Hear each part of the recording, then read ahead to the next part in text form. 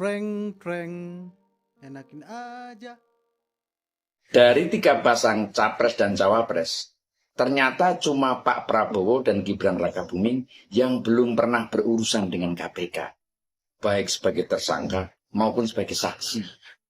Jadi cuma Pak Prabowo dan Gibran yang belum pernah menginjakkan kaki di gedung KPK. Yang lain sudah. Pak Ganjar Pranowo untuk kasus EKTP yang membuat Setia Novanto dipenjara selama 15 tahun.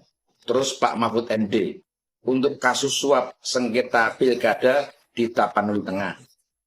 Kemudian Pak Anies Baswedan untuk kasus Formula E. Dan Pak Muhaimin Iskandar untuk kasus dugaan korupsi. Kemudian Pak, Mas Gibran akan maju sebagai calon wakil presiden ya Pak? Pasangan capres dan cawapres itu ditentukan oleh partai politik atau gabungan partai politik. Jadi silahkan tanyakan saja ke partai politik. Itu wilayah parpol. Dan saya tegaskan, saya tidak mencampuri urusan penentuan capres atau cawapres. Prabowo dan Mas Gibran dijodohkan. Itu aja juga didengerin. Ada duetian di Sandra di Medan. Pertama umur, yang kedua baru 2 tahun aja.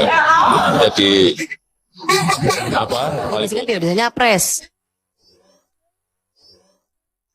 Dengar dulu. Mahkamah Konstitusi akan gelar putusan terkait batas maksimal calon presiden menjadi 70 tahun. Kalau ini terjadi, maka Pak Prabowo dipastikan tidak bisa maju sebagai calon presiden 2024. Nah, loh, gimana dong? Mahkamah Konstitusi dijadwalkan akan mengumumkan hasil putusan terkait batas maksimal usia capres menjadi 70 tahun pada Senin 23 Oktober 2023. Gugatan ini diajukan oleh warga negara yang memberi kuasanya kepada Aliansi 98 Pengacara Pengawal Demokrasi dan HAM. Siapa sih tuh? Nggak tahu, Mimin juga nggak kenal. Selain itu, ada juga gugatan dari Gulvino Gueverato yang mengajukan terkait batas pencalonan presiden terbatas hanya 2 kali kesempatan.